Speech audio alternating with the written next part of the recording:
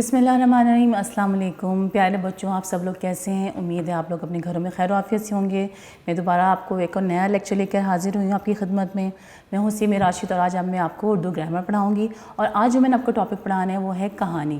آپ کو پتہ ہے کہ میرے لیے کہانی کا ایک جو موضوع بڑا امپورٹنٹ رہا ہے، کیونکہ جب میں بہت چھوٹی تھی تو میری امی جو اور میری نانی جو ہے وہ مجھے کہانیاں سناتی تھیں، اور میں جو وہ کہانیاں سناتی تھیں وہ عموماً ہمارے انبیاء علیہ السلام کی زندگی کے واقعات پہ ہوتی تھیں، اور آپ یقین کریں کہ ان کہانیوں کا اتنا امپیکٹ ہوتا ہے کہ وہ آج تک وہ چیزیں مجھے ابھی بھی یاد ہیں، اور ان کا اثر میری زندگی میں بھی ہے۔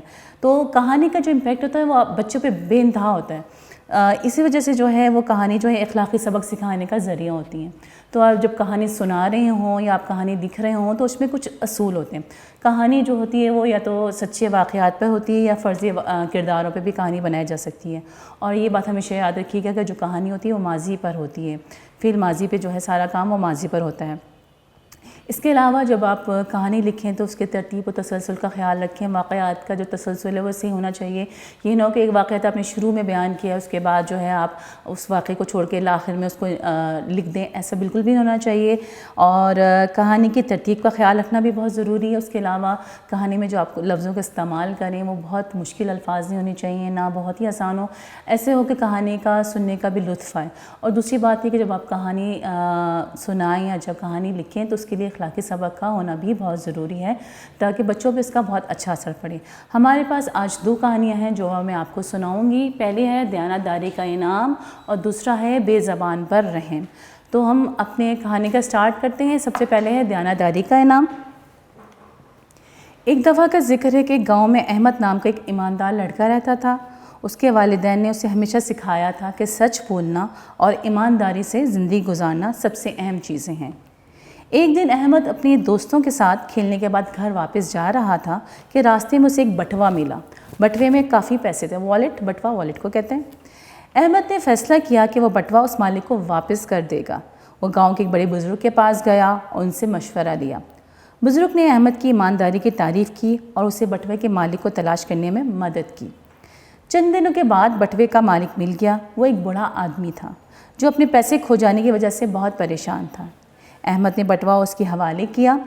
بوڑھے آدمی نے احمد کا شکریہ ادا کیا اور کہا، بیٹا تمہاری دیانتداری نے میرا دل جیت لیا ہے، میں تمہیں انعام دینا چاہتا ہوں۔ احمد نے مسکراتے ہوئے کہا، مجھے انعام کی ضرورت نہیں ہے، میرے لیے یہی کافی ہے کہ میں نے اپنا فرض ادا کیا ہے۔ لیکن بوڑھے آدمی نے اصرار کیا اور احمد کو ایک چھوٹا سا تحفہ دیا۔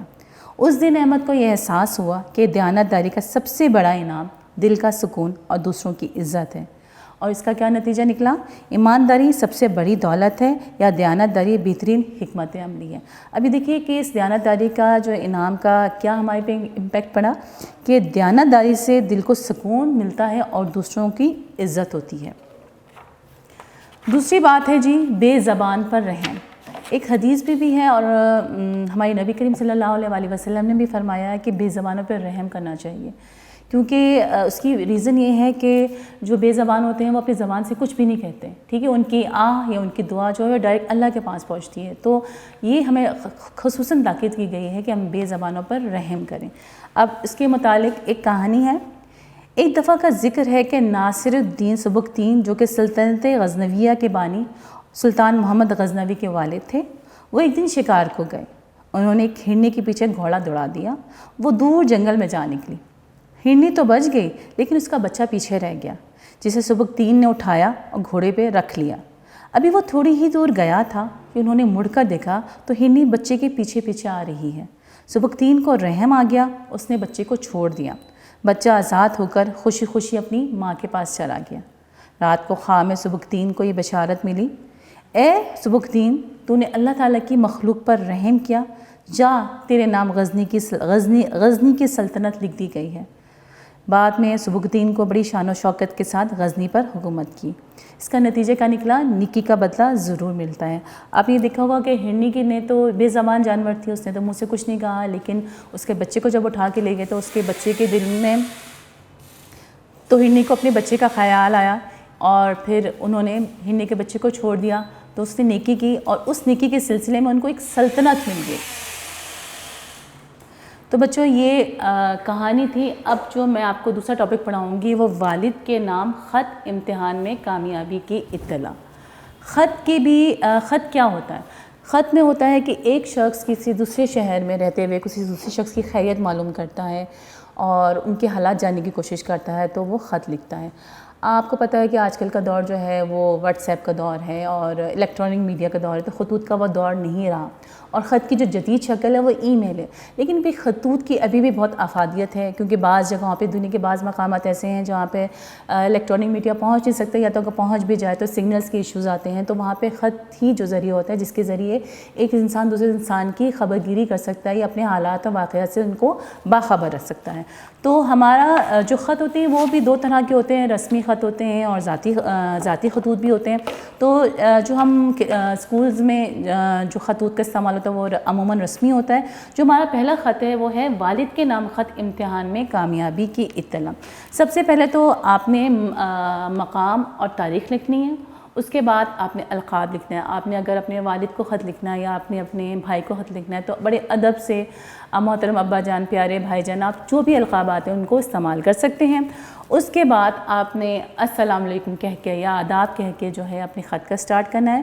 اور خط کا جو سب سے اہم امپورٹنٹ پورشن ہوتا ہے اس کا متن ہوتا ہے, اس کا مقصد ہے کہ آپ نے کس مقصد کے لیے خط لکھ رہے ہیں. مثال کے طور پہ آپ نے والد کے نام خط لکھا ہے کامیابی کی اطلاع, تو یہ ہے محترم ابا جان السلام علیکم, اللہ تعالیٰ کا شکر ہے کہ میں بالکل ٹھیک ہوں اور امید کرتا ہوں کہ آپ بھی ٹھیک ہوں گے. پرسوں سالانہ امتحان کا نتیجہ آیا اور الحمدللہ میں کلاس میں اول آیا ہوں. یہ سب آپ کی اور امی جان کی دعاؤں کا نتیجہ ہے. میں آئندہ بھی اسی طرح ہی محنت جاری رکھوں گا انشاءاللہ. زیادہ ادب. والسلام, آپ کا بیٹا الف بے جیم.